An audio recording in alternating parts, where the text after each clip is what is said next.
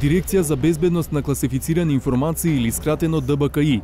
Ова е институцијата надлежна за заштита на тајни информации и нивна размена со НАТО и Европската Унија, а ги издава и така наречените безбедносни сертификати, документи со кои одредени лица добиваат пристап до тајните информации на државата, НАТО и ЕУ. Самите безбедносни проверки за тоа дали некое лице представува или не безбедносен ризик ги вршат надлежните служби. Во конкретниот случај кај нас тоа е Агенцијата за национална безбедност за сите цивилни лица, додека армијата, односно воената служба за безбедност и разузнавање за вработените во Министерството за одбрана и армијата на Република Северна Македонија. Значи, тие се два оперативни органи кои на наше прајање ги вршат проверките, а ние сме тие кои пред НАТО гарантираме за одредено лице дека не представува безбедносен ризик, односно дека се извршени безбедносните проверки. Со членството на земјава во НАТО во март 2020 година, дејноста на ДБКИ остана иста, но доби поинаква димензија. При проценката на безбедносниот ризик за одредено лице што треба да има пристап до документите на Алијансата, зелено светло за издавање безбедносен сертификат треба да даде и НАТО. И НАТО е вклучен во самиот тој процес и на тоа му дава секако една тежина на процесот, посебно во случаи кога има одреден безбедносен ризик и донесуваме решение за одбивање на барањето за издавање на безбедносен сертификат. НАТО многу ни помогна и во самиот процес на едукација на луѓето во безбедносните служби, како да ги вршат проверките, што се опфаќа една безбедносна проверка, како непристрасно, значи професионално да се работат тие проверки. Токму затоа во овој процес е вклучен кадар кој треба да има личен интегритет, познавање од безбедносната сфера, а треба да поседува и безбедносен сертификат. Со ова, ризикот за оддавање тајни информации треба да се сведе на минимум. Да се создаде ваков кадар пак е комплициран и долготраен процес. Дополнително, ДБКИ се соочува и со негов одлив во Агенцијата за разузнавање ОТА АНБ. Причината е што вработените во дирекцијата се административни службеници, за разлика од оние во институциите од безбедносно-разузнавачката заедница. Нашиот статус е како дел од ова администрација и така натаму.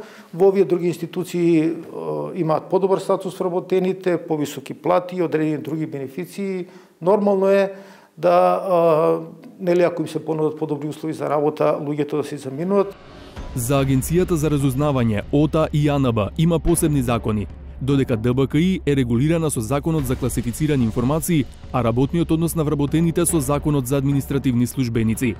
Затоа Славевски смета дека е потребно да се подигне статусот на самата дирекција и на нејзините вработени. Во таа смисла веќе правиме одредени анализи со кои што верувам дека можеме до средината на оваа година да излеземе и во јавноста да ги презентираме и после тоа доколку тие бидат издржани и има политичка волја, можеме да во втората половина на годината и да предложиме одредени законски измени со кои што би ги коригирале овие работи кои што представуваат проблем во функционирањето.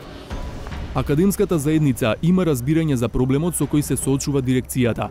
Универзитетската професорка Александра Деановска-Трендафилова смета дека во следните фази од реформата во оваа сфера треба да се одговори на предизвикот со одливот на кадри од ДБКИ. Загубата на кадри кои имаат високо ниво на познавање на ваква специфична и сензитивна проблематика, надградено со практично искуство, не може брзо да се надомести со евентуални нови вработувања на местата на вработените кои ја напуштиле институцијата.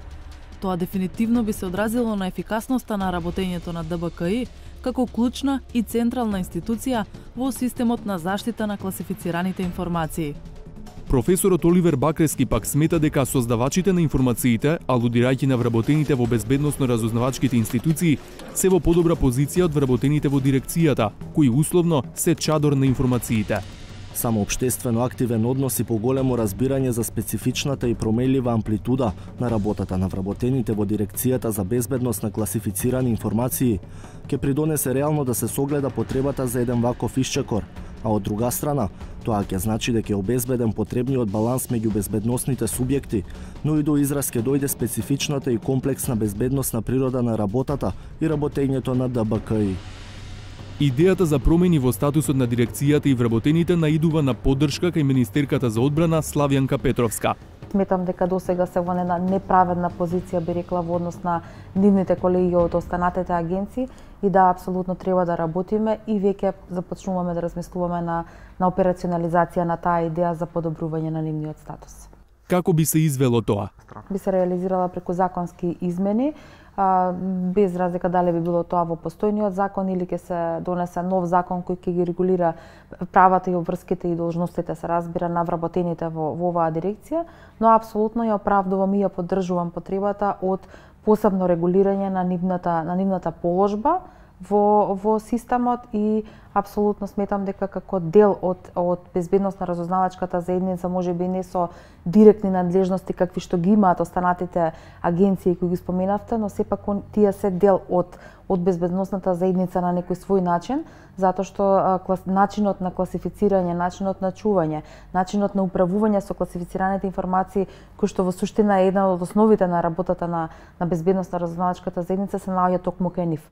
Полската експертка за безбедност Агнешка Гоголевска го пренесува своето мислење за статусот на службениците што работат со класифицирани информации. There is a certain risk because if they go wrong, the penalties may be heavier than in case of many other jobs.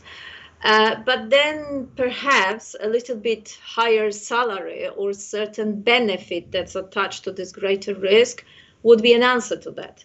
Whereas giving them the whole complicated system of social benefits and special protections and probably an earlier retirement, because that very often comes with the jobs in security agencies, I think that would be going over the board, really. Директорот Славевски, како пример од регионот, ја наведува Хрватска и смета дека треба да се следи нејзиното искуство. Затоа што таму статусот на нивната служба, го викаат Уред Виеќе за национална безбедност, е регулирано со статусот и истиот статус таму вработените го имаат како и нивните безбедностни и разузнавачки служби. Значи таму со еден закон е регулиран статусот на вработените и на сите овие безбедностни разузнавачки служби и самиот уред е дел од таа безбедностна заедница.